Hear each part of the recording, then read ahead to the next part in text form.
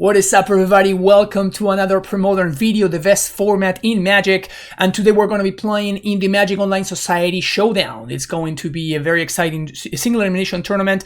We're going to be playing one of the decks that have been putting up a lot of results lately, even won the latest Premodern challenge. And I'm being very stoked about this deck for a while, and I cannot wait to give it a shot. So let's get into it.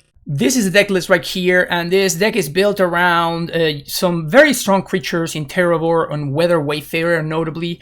This is a very strong card advantage engine, and it can work really well alongside Mox Diamond, of course. And it can find a bunch of just one-off utility lands. We have Core Haven, we have Secluded Steppe and Tranquil Thicket as a way to get card advantage, and then we have a Mana Denial game plan with Wasteland and Rishadan Port. We are also coupling that with Armageddon and Cataclysm. Both of these land sweeper effects are absolutely spectacular when they are good. And then we are kind of capitalizing on that with thanks to Terrageddon and then some copies of Call of the Herd. In the past, decks like this have played stuff like Werebear. That was always a very mediocre card in my opinion. So like going ahead and just like cutting them for a much more strong card in a Meddling Mage is, in my opinion, a very good way to go about it. This is, I talked to Demian Vernieri, who won the latest Premodern challenge with a very similar deck to this one, and I talked to him about the potential of, maybe we can cut Meddling Mage, and he's like, nah, Meddling Mage is kind of the best card in the deck. So I understand that. I am personally a Meddling Mage lover as well. It does make it so we are forced into playing some blue producing lands, which I'm not super stoked about, but we're already, Travis Ruins is already a land that we're interested in playing because it combos really well with Weather Wayfarer. So because of that, the splash is not super painful, and yeah, it's just a very strong card, which is pretty good in the matchups that can very much be problematic for this style of deck, notably the combo deck. Civil Library and Naturalizes and Sorcerer Pledges, of course, to round out the main deck. And then in the sideboard we have the who's who of powerful green and white cards, with one notable inclusion, which was, in my opinion, one of the best things that Demi did with the deck list, is he added Oath of Druids to the sideboard. This makes it so whenever you're playing against your aggro opponents, you bring in all the oaths, you cut your Meddling Mages and your Weather Wayfarers, and now you're basically like a Terrageddon, Oath of Druids, Call of the Herd deck that can really punish the aggressive strategies. So I feel like this is a very smart way to go about it, and it's a really powerful pivot plan for the sideboard plans. Then we have Aura of Science, Warmth, Seal of Cleansing, Circle of Protection Red, Sphere of Resistance, Curse Totem, Suranor, Tormod Script, all of these, which can be tutored by Enlightened Tutor. So we have like a bunch of different one-offs and two-off in the case of the Sphere that we can go tutor whenever we need, and we can bring in for, especially for those matchups where we're going to be cutting Meddling Mages and Wayfarers. So this deck is extremely flexible, very powerful, and it just doesn't mess around at all. It can do a bunch of different things, and it can do all of them very well. So I'm really stoked about giving this deck a shot. We'll see how things go in this showdown. If you're enjoying the content, make sure you hit that like and subscribe button, and I'll see you for round number 1. Time for round number 1 of this showdown. This hand looks a little bit sketchy. I guess, is it enough to keep? I guess it is. It is really sketchy. It's very sketchy. Like, if my opponent has an answer to the Wayfarer, that's going to be pretty bad for me. I don't have a green source if that's the case. I'm super far away from casting this Terrageddon, super far away from casting this Meddling Mage. Like, this can go south real quick. And we're playing against Mountain, which I would... Okay, so this is Burn. It feels like worst case scenario, I guess. Okay. So I could just... I think I'm just gonna play the second Wayfarer here. Play out the Wasteland, which at least gives me an avenue for starting to draw cards with Wayfarer. But if my opponent kills the onboard Wayfarer and then they play their second land, that's a disaster for me. So, okay, I guess they're just gonna kill both of them. Oh, just the one. Oh, that I'm okay with. So I guess I'm going to Wasteland, sacrificing itself, activate Wayfarer, and I guess I could get Treva's. Yeah, let's get Treva's Ruins. This allows me to actually develop my mana here. So let's play out Wasteland and ship the turn back. So then my opponent wants to use a removal spell on the Wayfarer. At least I got some value. Going to be able to do some stuff. Okay, they bolt face. Land into Vortex. Bolt Lightning. Down to 10. So let's Wayfarer for... I guess we're just gonna get a basic forest. Play Forest. We're just gonna naturalize this Curse Scroll right now. Don't think I can afford to give my opponent mana. Sure, they can just untap and play a Vortex, and then I'm just super dead, but it is what it is. Secluded Step.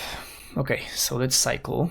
That's an interesting pickup. So now we're just gonna play a Terravor. Bounce the Wasteland. Play the Terravor. It's a 4/4, and it's racing time, baby. Does my opponent have enough to kill me? Is their last card in hand a Fire Blast? Do I attack? I guess I will. So this is bad if my opponent has, like, if they top deck another Bolt Lightning, that would be a problem. Jackal Pup. Okay, that's good for me. All right, so we managed to get there. That's great. Okay, so now, what are we doing now? So my goal here is to set up lethal over 2 turns. So I'm going to play out the Wasteland, cast a second Terravor, swing for 4, opponent goes down to 13, and this way I'm setting it up so I can plow my own Terravor as a way to not lose the game. Second Jackal Pup. Okay, so now we're probably in pretty good shape. All right, so float a green, Wasteland, my land. So I'm gonna play Brushland. My opponent just packed it in, but I was gonna play Brushland. I was gonna go get Tranquil Thicket, and then that way, my dudes are gonna be 7/7s. My opponent, we have lethal, and even if my opponent is sandbagging a Fire Blast for whatever reason, we still get to like plow our own Terravor. All right, cool. Winning game 1 against Burn is huge. So we bring in Tutor, Suran Orb, Cop Red, Warmth, Seal of Cleansing also sounds pretty good. I guess I do want Sphere of Resistances. Very, very surprised at the amount of work that Weather Wayfarer did that game. Very pleasantly surprised. I was honestly considering I definitely don't want Cataclysm. I do want Armageddon, but not Cataclysm. I was definitely considering there just cutting, like just bringing in the Oath package. Just cut the Wayfarers, because I think it's likely my opponent will keep their... I think I'm gonna do this. I'm kind of leveling my opponent here, but let's try this out. So I think that it's somewhat likely that my opponent they saw Wayfarer, so they're gonna think, oh, there's no way they have Oath, and then we get to like play an Oath, and then just super punish them for keeping in Jackal Pups. Let's cut a library. Maybe should be cutting more libraries. We have Seal of Cleansing, we have Naturalizes. I'm considering the Ray of Revelation. This is the one card that I'm thinking of. But I do wonder if this is already a little bit of overkill. So Seal, double Naturalize. I mean, library on the draw, like how good can it really be, right? I think I'm even going to bring in the Aura of Silence. On the play, I'm probably going to bring back the library and leave the Aura in the sideboard. Not bad. Yes, we want to keep this one. Please go turn 1 Jackal Pup. I dare you, opponent, to play a Jackal Pup on turn 1. Or a Grim Lavamancer. Got him! Ooh, we also get a Call of the Herd? Nice. So let's get up Plains here. Yeah. Yeah, let's get Plains. Mox Diamond, Pitch Gemstone Mine. Here's an Oath. Sideboard game plan, baby. I feel like this was the big innovation that Demi put on the map. I don't remember seeing any Terrageddon Oath decks in the past. So yeah, my opponent says in the chat, I did not expect that. I got him. So now they're gonna need to spend their entire turn killing their own Jackal Pup. That is definitely a win for the good guys. Oh, they're just YOLOing?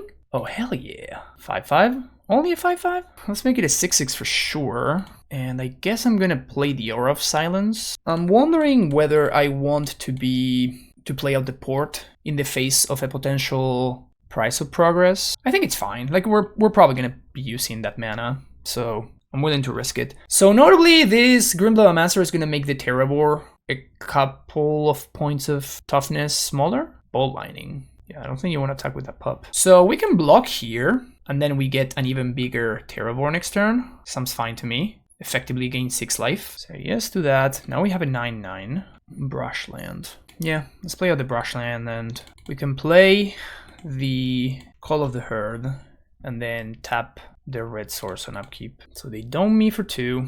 They play Fanatic. That's nice though. Like the sideboard juke actually working out feels pretty cool.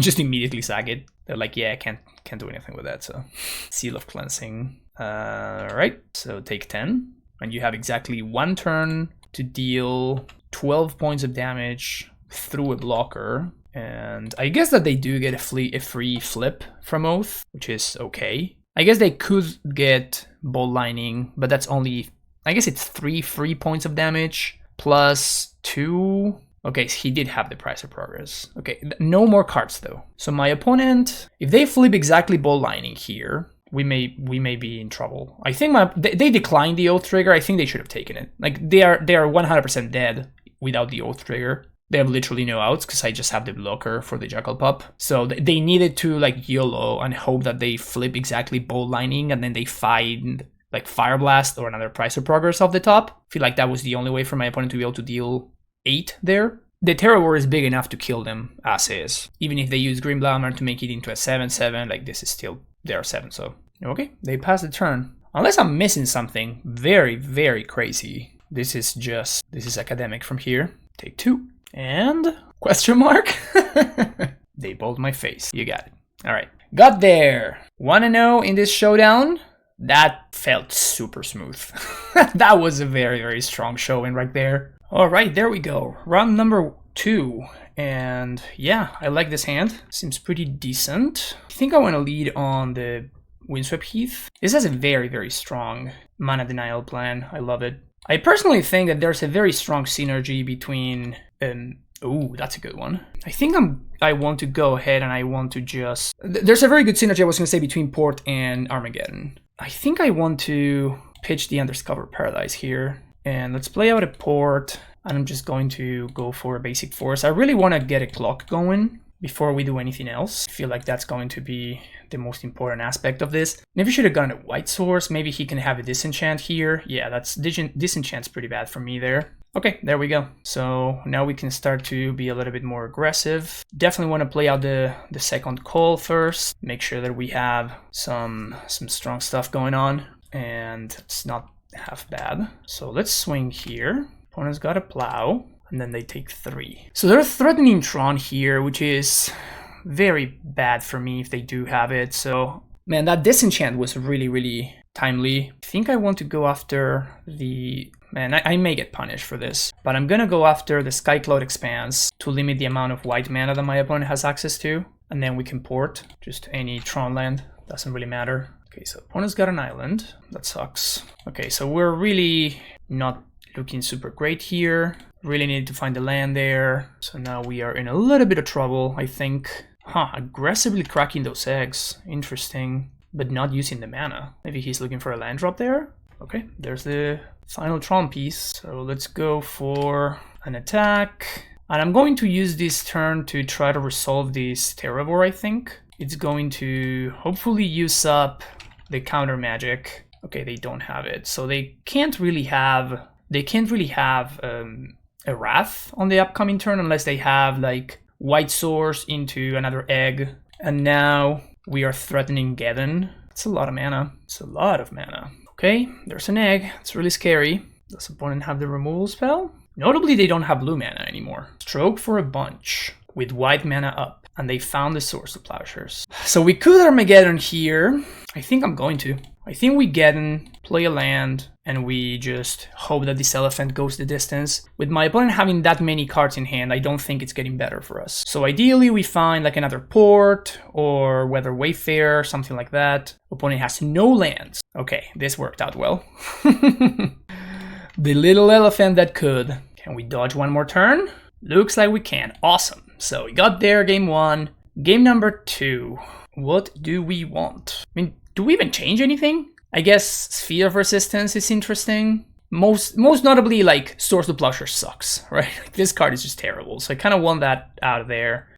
Sphere of Resistance seems fine. I'm not super loving it, but it's okay. Aura of Silence? Seal of Cleansing doesn't really do anything. I guess Enlightened Tutor is better than the other options. Curse Totem is interesting. There's only Masticore though. So at that point, I'd rather just have the Source of Plowshares instead of the Masticore. Instead of Naturalize, I guess I'm gonna bring in Seal because I can tutor for it if I really have to. I don't love either, to be honest, but I guess Aura of Silence is the best one because it can make my opponent's mana eggs cost 3. Yeah, we don't have a particularly good sideboard for this matchup. Like, none of our cards really matter.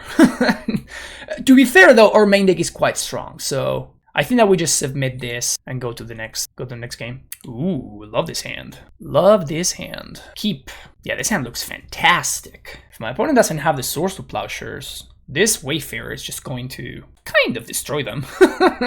So, point on a mull to 5 too. Basic plains, and your worst nightmare. The other option would be for them to not play any lands, which is also pretty bad for them. Especially because I can just go ahead and I can just play this Sphere of Resistance. So my opponent's a little bit on a damned if they do, damned if they don't situation. And now if they play a land, there's a very cool trick that we can do with Wayfarer. So if my opponent plays a second land so they can, you know, attempt to play spells, now we can do this trick, which is very good. So we activate Wasteland, targeting, whatever, hold priority, and in this very spot, our opponent actually owns more lands than we do. So we get to do this and... Oh, they cycle, misclick, okay. We actually get to activate the Wayfarer for value. So this is a very, very powerful trick. I guess we can get Treva's Ruins here. Yeah, let's get Treva's Ruins. And I guess I just play another Wasteland, pass the turn. So now the Treva's is going to allow me to cast Meddling Mage. Meddling Mage can name Swords to Plowshares. And at that point, I think we kind of have it locked up. Okay, but I just packed it in.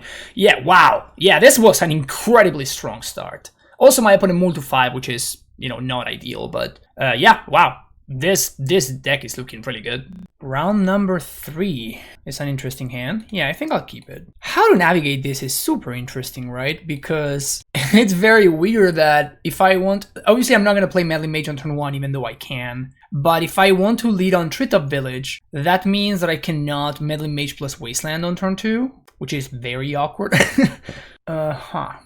So this is strange, but I think I'm going to lead on Windswept Heath instead of Treetop Village. This may be wrong, but I mean, obviously I'm not just going to weather the Wayfarer.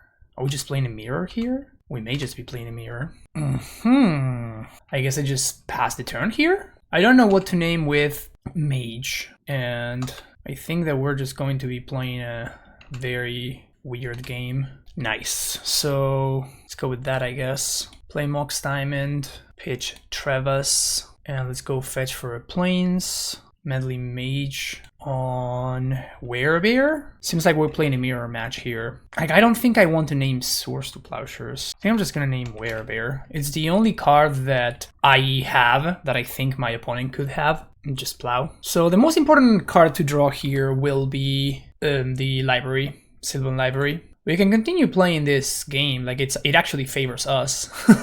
If my opponent is going to start going to discard here, this seems like a pretty big win for us. That's a cool draw. Oh, okay, so this is not the mirror. Okay, cool. So let's go Mox Diamond, pitch, I guess the Treetop Village? No, let's pitch the Forest. And let's play a Terravor. And I hope my opponent doesn't have another Swords to Plowshares, I guess. Looks like they don't. Another Wayfarer, you got it. I mean, there is a possibility they just have no land, but seems very weird to me. I could have thrown away a Wasteland just to grow. There we go. That's good. So now I just Wasteland or Wasteland to grow the Terravor. 2 mana, probably, sure. Disenchant a Mox. It was gonna die to my Cataclysm anyway, but I'm much more excited about the fact that I get to swing for 5 now and speed up the clock a lot. So we may be playing against blue-white Flippi, or this could just be some form of white Winnie. Swing for 5. They need to find the Swords to Plowshares in the next card or two. Clearly they need to give up on trying to play this Wither Wayfarer game. Like, it's just not gonna happen, right? So they need to pivot into something else. So if they have the land, they have to play it out. And if they don't, we're just gonna get slammed by a Terravor. Okay, so there's blue and white then. So this must be some form of blue-white Flippi action. It's a good draw. I think we start off by sending for 5. Now we finally get to play our Treetop, which is going to be another lethal threat. And yeah, I think if my opponent wants to counter this Sylvan Library, that's perfectly fine. Mana Leak, you got it. They found the Swords to Plowshares, but they're gonna have to double chump this Treetop Village, unless they have Twiddle or something. There goes the double chump. Opponent still goes down to 1, and let's play Brushland. I guess we could have played Undiscovered Paradise there. I don't think it matters too much. Next turn I get to Treetop and also play Meddling Mage, so... Okay, so against blue-white Flippi, what are we scared of? I think this could very well be an Oath of Druids deck, honestly. I think I want to... I may just want to like bring in the Oaths, but just got the Meddling Mages and just leave myself access to Weather Wayfarer. I don't super love Armageddon. I'll leave the 1 copy, but I do like Cataclysm much, much better. Curse Totem is a little bit too narrow for my taste. I think Sphere is also pretty reasonable. I think I do definitely want Oath. I guess if I want Oath, I might as well just go for this. And just play like a little bit more like a Prison deck. So we get Sphere, Enlightened Tutor, Curse Totem, and I might as well have an Aura. I'll just bring the other Armageddon. I guess I left in the 2 Natural Ices, maybe a Warmth would have been, not Warmth, a Seal of Cleansing would have been better there. I don't know. I do like this hand. Seems like a fine hand. Fine, keepable hand. If I play out this Mox Diamond, pitching Wasteland to cycle, yeah, that's probably fine. This opens up Disenchant though, which I'm not super stoked about, but it's fine. So if I want to, I can just play a Terrageddon on turn 2. Fetch for a Plains, another Arcane Wastes, Melee Mage. You got it. It's so tricky for them here because if they name Swords to Plowshares, then I just drop a Terror and they can't deal with it. So I don't know. It's a very tricky situation for them. Oh, they name Terror. Okay, that makes sense. So I guess I can plow it here, or I think I'm just gonna play it a little bit slower because I may find something like a Sylvan Library. Another Source to Plowshares, okay. Sure. So let's go for Treva's Ruins. Really wish I had found the land there. Really wish I had found the land. Skycloud Expanse. Another Mage. Well, I'm gonna plow the other one. Opponent goes up to 20. Let's see what they name with this one. They still name Terror. So I guess I will just go ahead and plow it. Let's play... I guess we want to play Wasteland. Here's the Terror. My opponent could have a Source to Plowshares here. That would obviously be annoying, but would love to see some Sylvan Library action. Disenchant my Mox. Wasteland my land. Geddon. Do I want to go for it here? I think I'm gonna go for a white land. And let's swing. So if I destroy the Skycloud Expanse, my opponent then Wastelands my Treva's Ruins, and then we kind of lose to a Source to Plowshares, but I'm really not giving my opponent that much time to go there, to get there, so I think we're going to do this. I think I'm going to go for it. So now I'm going to be quite far away from casting Cataclysm or Armageddon, but I'm not really giving my opponent too much time to find specifically Source to Plowshares. They have 3 turns. They have exactly 3 draw steps to find, and if they don't, then... do we just play this Oath? I think I'm going to play this Oath. Like, I'm not really scared of anything they can take out, bring out. So if they do trigger this Oath, then that's kind of great for me, because then now a Source of Plowshares on the Terra board just doesn't do anything. So I think they need to deal with this Oath of Druids. Yeah, they can't ignore the Oath. They have to counter it. Prohibit. There we go. Yeah, there's really only one card that matters for my opponent here, and that is Source of Plowshares. Play land and swing for 6. You have 1 turn, opponent, 1 draw step. Last time they got there. Let's see if they got here this time. Okay, they drew the land, so that means they didn't get there. All right, there we go. On to the finals. This deck just keeps on humming. Time for an all-Argentinian finals, and this hand is kind of sketchy. I think I'm going to keep it anyway. It has some stuff going on for it. And the new Moto update makes all of my gorgeous, beautiful old frame cards look absolutely terrible. So this makes me very sad, but it is what it is. We have a lot going on here. We do have some kind of an awkward white source, honestly. I think probably going to lead on Wasteland on 1, and then I can Treva's Ruins on turn 2. By leading on Wasteland, I can threaten to basically interact with whatever he's doing, if he's doing something powerful, and if he's not doing something powerful, I can at least play, just like return it back to hand and just play the Wayfarer. Like, not the most exciting thing, but I'm going to be behind on lands. That's going to potentially put me ahead on Wayfarer activations. I can also Source to Plowshares. The only really punishing thing that can happen is my opponent is on Goblins, but if that's the case, then we have Cataclysm anyway. I guess even worse than Goblins would be Burn.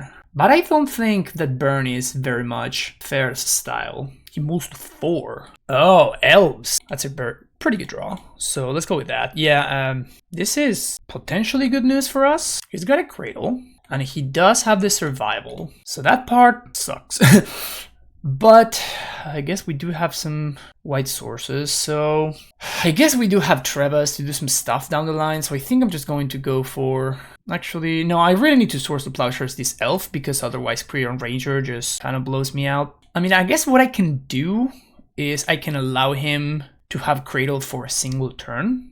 He just does not activate. That being the case, I am going to go for Treva's here. That does delay my Cataclysm, however. Yeah, I'm gonna go for Trebos, actually. Like, my opponent has only a single card left in hand. I think that we're fine here. We're gonna get 2 Wayfarer activations, at least. Potentially more. We have Swords to Plowshares, already good to go. I think I'm probably going to start... We already have a port, so I think I'm gonna start cycling. I also do want to set up a Traverse Ruins. Maybe I just get a Treetop Village just to start threatening to do something. Oh, Meddling Mage is pretty good here. I think what I'm going to do is I'm going to try to hit him while he's down.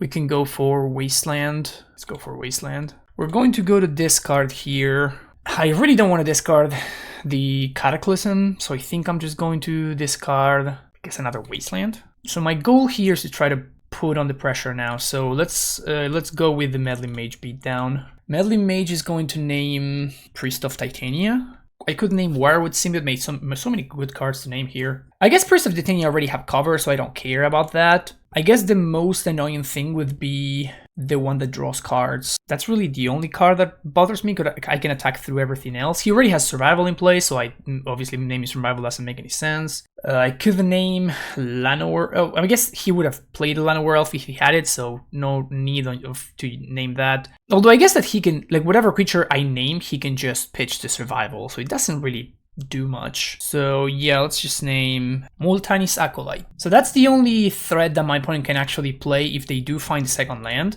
They can actually play the Acolyte and they can actually get some value from it. So I think that's why I want to lock that out as a possibility. Color of the Claw, yeah. So like whatever they get here, I can just plow. Go for Sligh. Really? That is a super interesting thing to do there. Because like he really wants to start developing now. There's the Quirion. That one's probably dying. And then I start porting. That's a pretty great draw, actually. So I play the Mox, pitch, Treetop Village, and then we start porting. Play Rishadan Port. I guess I'd probably just name Quirion Ranger with Meddling Mage. Yeah, I guess I should have named Quirion Ranger. That one is actually the most annoying. So I'm going to name... And I think we're going to start tapping the land on upkeep, so he can never make it to 2 mana. I'm just going to tap it now. It doesn't really matter. He's going to get 1 free survival activation with this Sligh regardless. But by doing it on the upkeep, he has a little bit less information. He doesn't know which cards he's drawing for turn. Gets the Fyndhorn Elves. Plays the Llanowar as well. Secluded Step. It's just a redraw, so I guess we take that. Maybe we can find Call of the Herd. Giving him a turn of mana is kind of annoying, but I do need to put on some pressure here. So I think I'm going to take this turn off. This means he's going to have a turn where he's going to have access to 4 mana. And then I can potentially Armageddon or something like that. Maybe I just can't afford to take that turn off, and I just need to continue porting. It really showcases the power of the Elves deck, right? How my opponent moved to 4, but he had a turn 2 survival, and he's still very much in this game. Maybe I think the Quirion Ranger was really brutal. Maybe I should just named the Ranger with Meddling Mage. I was afraid that, you know, whatever he names he's going to get, and then if he finds a second land, then Multanis Acolyte is far and away the best thing he can survival for. So that not only puts on like a 2, not only does that draw him a card, but also it's a way that now I cannot attack through with the Meddling Mages. I mean, the fact that he drew a second Cradle is just pretty rough here. So if he wants, he has 4 mana. Now I guess he can have more potentially by untapping this Llanowar. My best draw would probably be like an untapped White Source. I guess it doesn't need to be a White Source, it just needs to be an untapped Vigilante to blow up the Mox. Has a Forest in hand. Another Wayfarer doesn't really do anything here. So we're just going to plow the Vigilante, I guess. Swing with everybody. It's not the fastest clock. Still a 2-turn clock. But now I need to spend my turn porting the Cradle. Oh, did I miscount? Yeah, I guess I miscounted. So this limits how much mana he has access to. But not by that much, honestly. Goes for the Anger. But he doesn't yet have... I guess he can get the one that gives haste to everything. Well, Multanis Acolyte he can't cast. Oh, he's just using it to pitch, so he doesn't draw it. Makes sense. Get rid of the blank ones. There's the Granger. Granger is kind of very good here. If I find a land, I think I Armageddon. It's not a land, so I guess that we serve with everybody. It's probably gonna block one of my mages. The one naming Symbiote. Play another Wayfarer. And man, I feel like this one's slipping away. Like, I think if I had found the land that turn, I feel like we could have gotten there. But since I whiffed on that land drop, it feels like it's slipping away now. But I really needed to Armageddon in that situation so I can keep my board presence and limit the potential of what he can do. Because now he can go nuts with Priest of Titania and stuff. And as long as he keeps... Oh, he has Well-Wisher? Oh, I'm super dead now. Yeah, I can never raise a Well-Wisher. Yeah, that's devastating. Yeah, this one slipped away. This one definitely slipped away. Man, I'm all to 4. Well played by Fair, and I messed it up. I really messed it up. I really needed to name Quirion Ranger with the first Meddling Mage, I guess. But it's kind of cool that everything that he did mattered, right? The little guy, the Vigilante mattered a lot.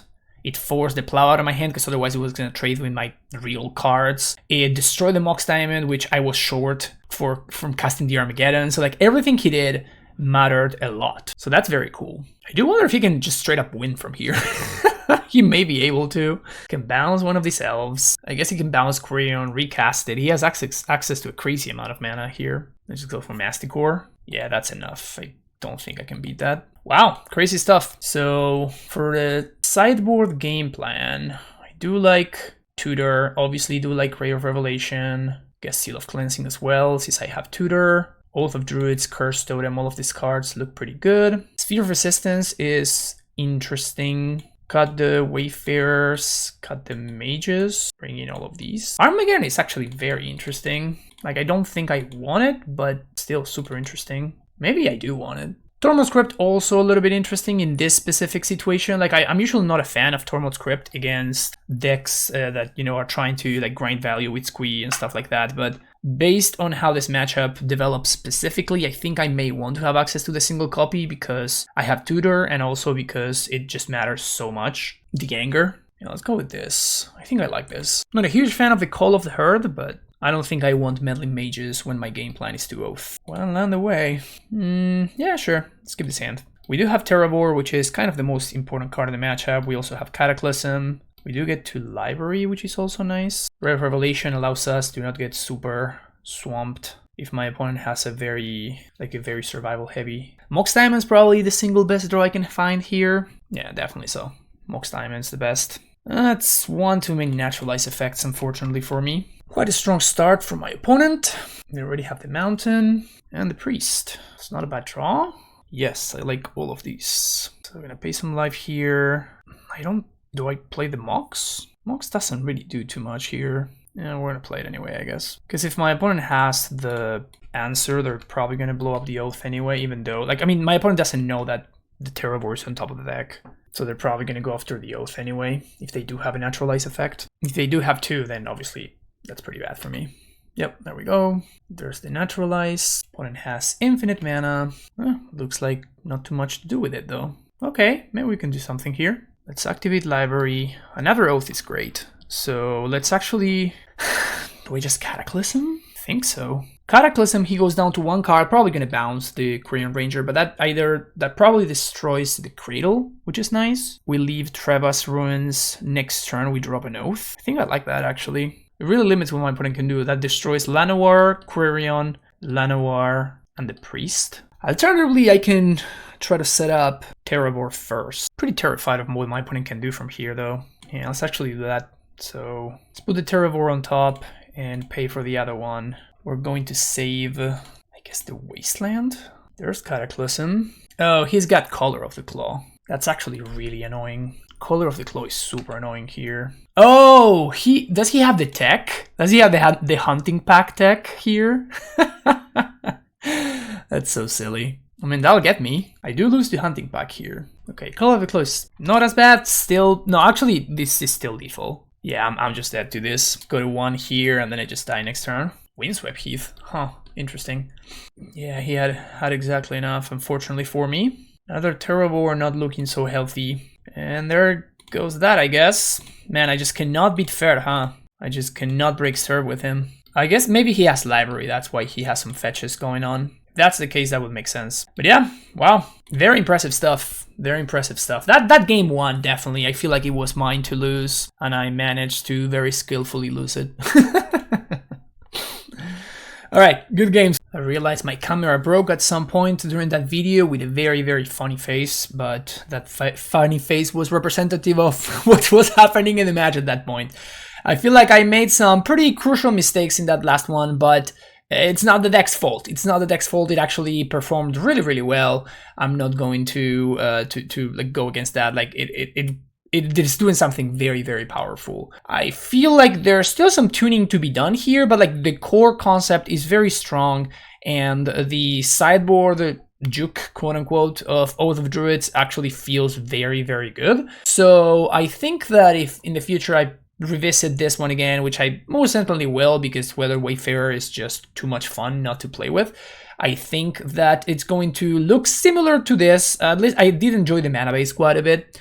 It's just going to be a matter of just polishing those little details at the end.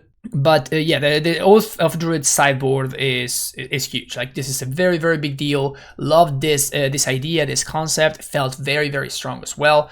Cards that I would consider would be extra curse totems. Like, the Elves matchup seems quite problematic. Like, we saw it in game number 1. Obviously, like game 1, I feel like there was obviously, you know, mistakes were made, and Meddling Mage is a very, very hard card to play perfectly. But even still, I feel like a card like the Elves deck is going to overrun us more often than not, and with only exactly 2 ways to catch up. Obviously, you know, the Elves deck has the Color of the Claw, which can offset that a little bit. But all in all, Cataclysm is going to catch you up the vast majority of the time. And when that is the case, you don't really have that many catch-up mechanisms. And once your opponent has gone wide, then Oath of Druids doesn't really do too much in helping you catch up when all you're getting is a terrible, right? Like, Oath of Druids for Shard Phoenix is very good against Elves or Goblins, but Oathing for a Terror is only good in the early stages of the game. So after turns 4 or 5, then Oath of Druids is not really going to amount to that much, unfortunately. This is the kind of deck where you just choose what you want to lose to. You know, you have to choose what your strong suit is going to be and where your weaknesses are going to be, and then you try to lean on that. I feel like we don't have enough cyber cards to cover every single aspect that you know, that our opponents can do in order to combat whatever we're doing, but the raw power of the deck is so high that I feel like on average you're going to be able to get a little bit of percentages here and there. So this is basically the Rock. I would say that this deck is basically the Rock, but significantly better. So instead of being a 45% deck, it's more like a 52% deck, 53% deck, somewhere along those lines, because you actually do have some pretty strong matchups. But just like every mid-range deck, you kind of get overwhelmed sometimes. And if you, I mean, there are options, like there are catch-up mechanisms that you can choose to play, but if you do that, then you're going to be missing out on some other stuff. Like combo decks, for example, I can't imagine being that great of a matchup for this deck. Definitely a very beatable matchup, don't get me wrong, because you can just sometimes have a, you know, Wasteland, Port, Mox Diamond, early draw, and then you just run over the combo deck. But those things happen. Like, that's why I think this deck is a 52% deck instead of being a 45% deck, right? But it's more of a matter of what are the matchups that you want to shore up and that you want to help, and at which cost. So yep, that's going to be it for me today, folks. Thank you so much for watching. This was a lot of fun. Making it all the way to the finals in a brand new deck is always it always feels great. But that's going to be it for me today, folks. Have a great rest of the day, and I'll see you in the next video. Take care and long live Premodern. Bye bye.